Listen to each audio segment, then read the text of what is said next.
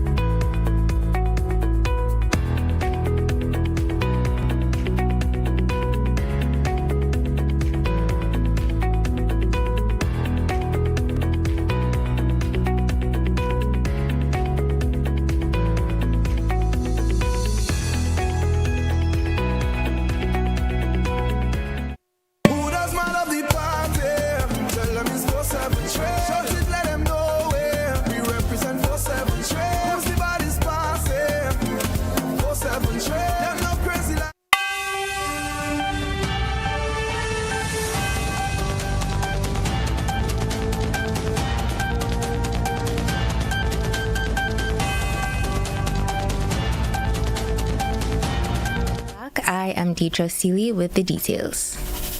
The Ministry of Health says urgent steps are being taken to strengthen security at the General Hospital's isolation facility following the temporary departure of a patient being treated for tuberculosis.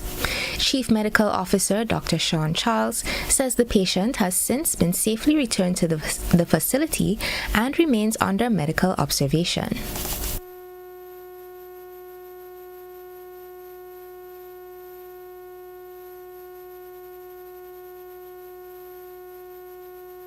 In its structure.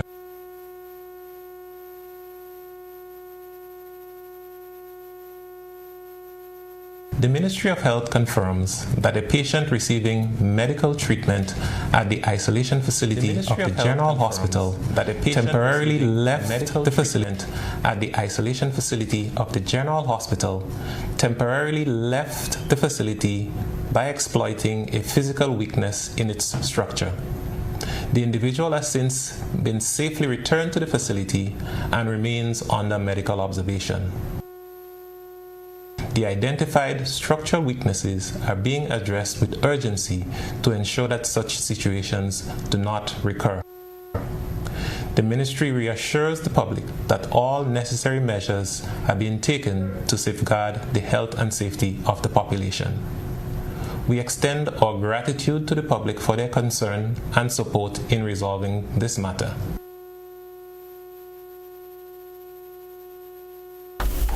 Also in local news, Grenadian javelin star Anderson Peters is set to compete today in Lausanne, Switzerland, as the Diamond League continues.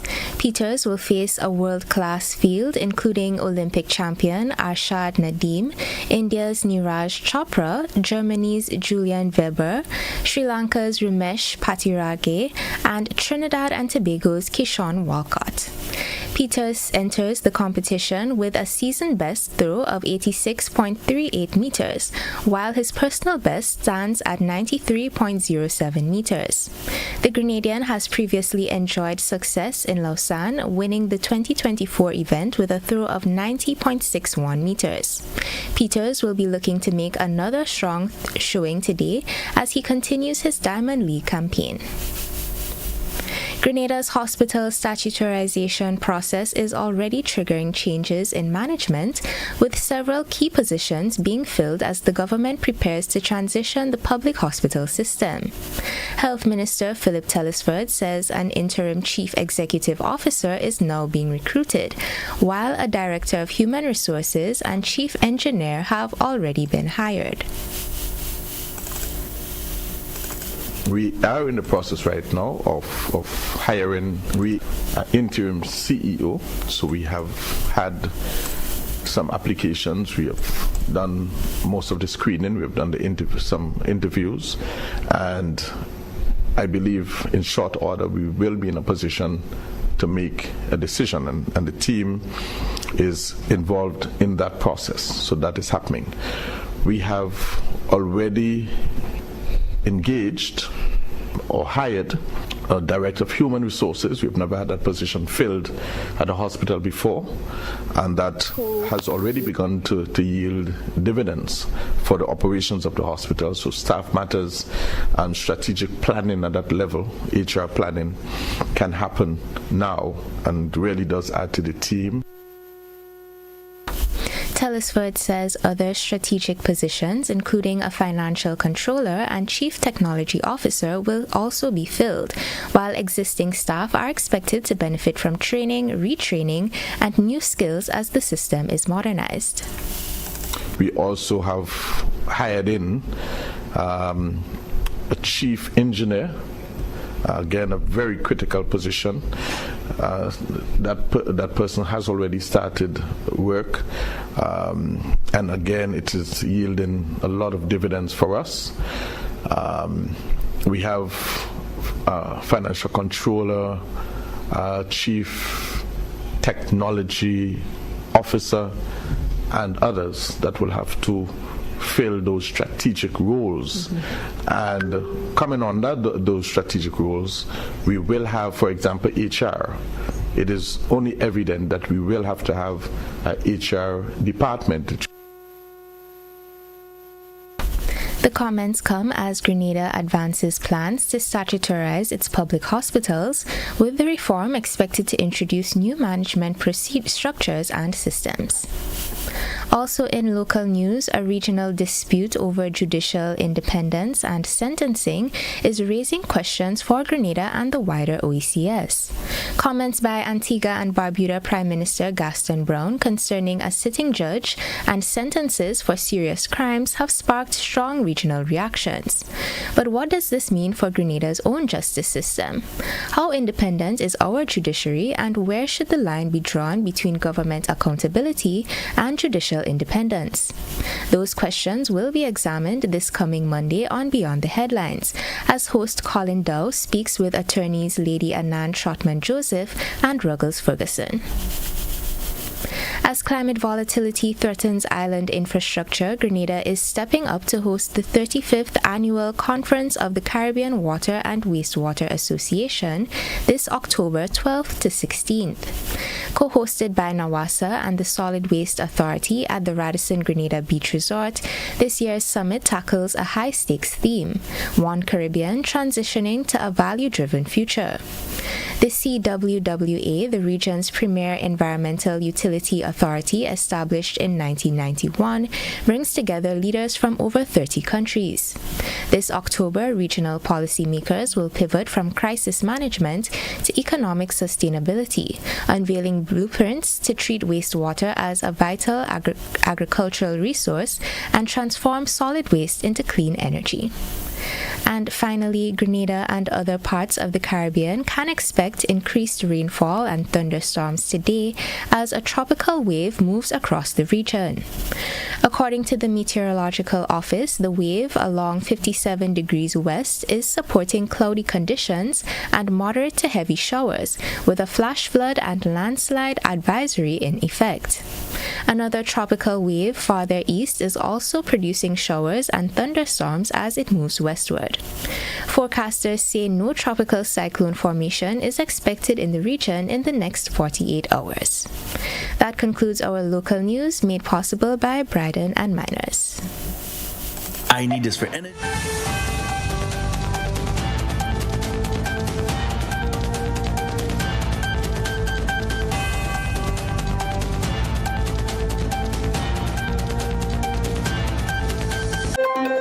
Got something to share? Call us at 440-1252. WhatsApp 405-3052 or 407-8458. Or email gbnnews@gbn.gd. GBN News, first, accurate, voted #1.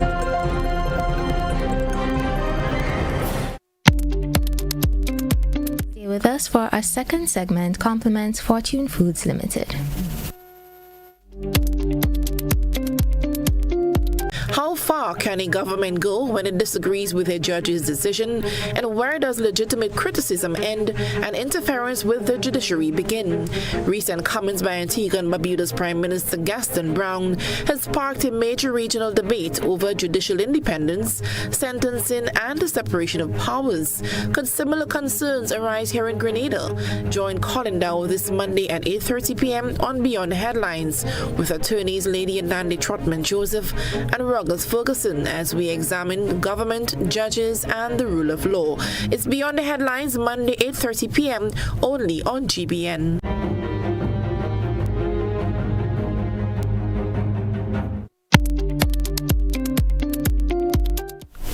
In regional news, Guyana opposition leader strikes back against president's accusations. More on this and other regional developments from OCM's Dale Enoch.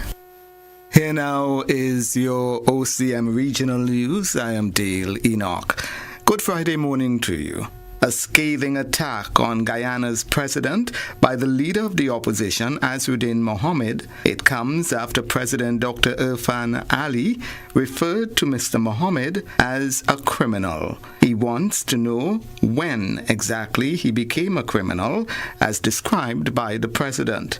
Mr. Mohammed claims he and President Ali had a good relationship, and Dr. Ali benefited from his money and other resources. When did you know I was a criminal? Was it when you were collecting my money? Was it when you rolled around in my bulletproof vehicles? When you sprawled off enjoying life in my armored vehicle because you were scared? Was it when you were using my many security weapons? The opposition leader went further, telling Dr. Ali that he knows what to do if he has strong evidence against him. And if you have evidence that I am a criminal, why are you withholding it from the state? You too should be charged in that case. Take it to the police. Every time I release these videos exposing corruption in the PPP, instructions are given to arrest people and try to have them implicate me in a crime.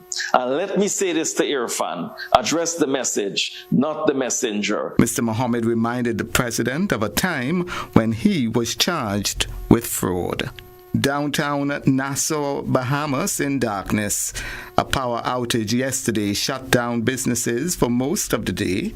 Business operators say they suffered as a result of the incident. We have like a power bank which stays up, but we also have like a wireless credit card machine. So that was really helping us, like if somebody wants to purchase something in the dark. Businesses have to operate, so no one give us credit for the loss.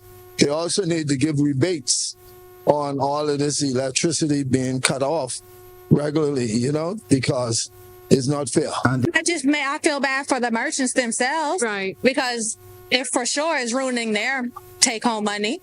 Because a lot of people aren't told before getting off the ships that they need to bring cash. So right. I feel like it looks bad for the economy. Shoppers along Bay Street, particularly tourists, were impacted. Still beautiful, but I will come back, but I don't know, what's happening with the air, but it's very hot and humid already, so I think twice about it. A statement from the Bahamas Power and Light Company says the problem originated from its East Hill Street substation. Over the past weeks, widespread power outages have become the norm in the Bahamas. And the Trinidad and Tobago Police Service says investigations into multiple bomb threats across the country remain active. 7 bomb threats were received in different areas on Wednesday. The locations included the Arima, Princestown, Chaguanas, Siparia, and Sangre Grande Magistrates Courts, along with Kent House, which is the head office of the Ministry of Rural Development and Local Government. A shopping plaza in the east was also affected. The TTPS says it immediately activated the relevant security protocols, heightened its security posture, and deployed officers to conduct the necessary checks. Public Relations Officer of the TTPS, Assistant Superintendent Awi Russell, yesterday said the special branch of the TTPS is fully equipped to investigate reports of bomb threats. There is a section under the special branch that is tasked with the responsibility to deal with situations like these. So they are specially trained in bomb detection, disarming of bombs. There are the dogs that assist, the bomb dogs that assist to help locate these devices. He is advising members of the public to take all bomb threats seriously. And that's your OCM Regional News. Have a good morning. Our regional segment came to you compliments Fortune Foods Limited.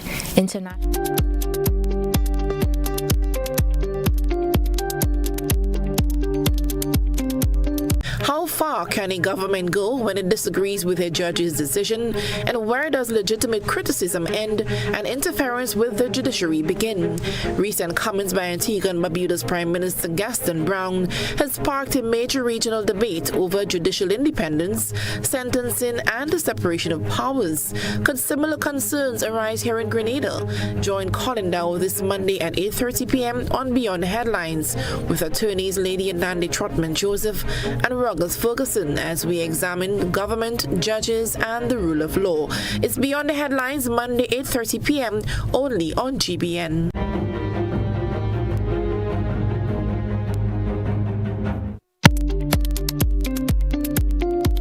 International news, the El Niño event that is developing over the Pacific Ocean is likely to be the strongest in living memory, the Met Office has warned. The powerful natural climate phenomenon pushes up global temperatures and can increase the risks of extreme weather. Details in this BBC News report. The Met Office, that's the UK's National Weather Service, has issued a stark warning that the El Niño phenomenon currently developing over the Pacific Ocean is on track to be the strongest in living memory. In warmer cycles, El Niño would raise sea surface temperatures by 1 to 2 degrees Celsius, with 2 degrees considered a really big event. This one, according to the current forecasts, could exceed 3 degrees when it peaks in November. Professor Adam Scaife, head of long-range forecasting at the Met Office, says he's never seen an El Niño signal this intense. I've been involved in long-range forecasting for many years, and I have never seen an event like this in our forecasts. The tropical Pacific is warming faster than I've ever seen, and assuming the forecasts are correct, and we've got very high confidence at this stage, the El Niño is very slow developing.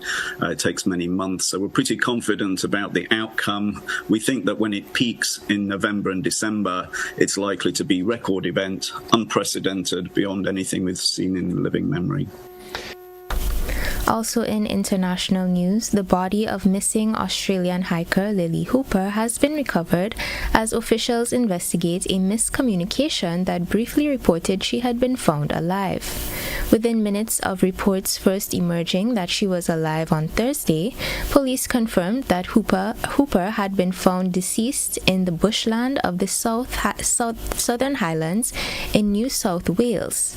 New South Wales Police Commissioner Mal Lanyon apologized to her family on Friday for the error.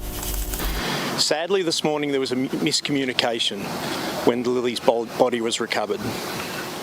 That miscommunication, I unashamedly apologise for any additional trauma that may have caused Lily's family, but certainly for the embarrassment and confusion that caused. The miscommunication obviously was born out of elation that Lily had been found, and her condition at that time was such that searches were relieved, and certainly those at the command post related. Tragically, that miscommunication then led to a deflation, and obviously we know now, an impact on her family. Once again, I unreservedly apologise for that miscommunication. The miscommunication obviously went through policing commands and up to government, and has been reported widely. It was something that was inadvertent, but as I said, was born out of looking to find Lily and bring her back to her family. And finally, in international news, South Korea's annual military exercises with the United States have been abruptly halted, with only about half of the scheduled program completed.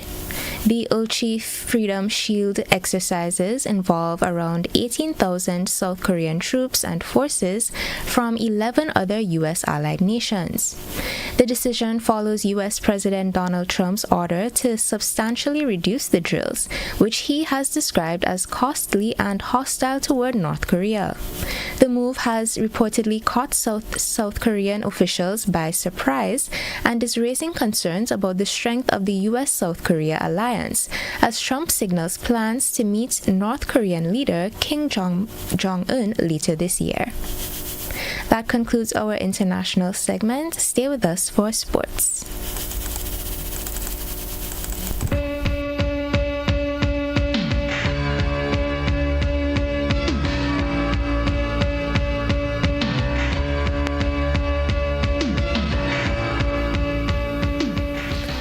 Grenada's Football Association Women's League continues this weekend with 3 matches.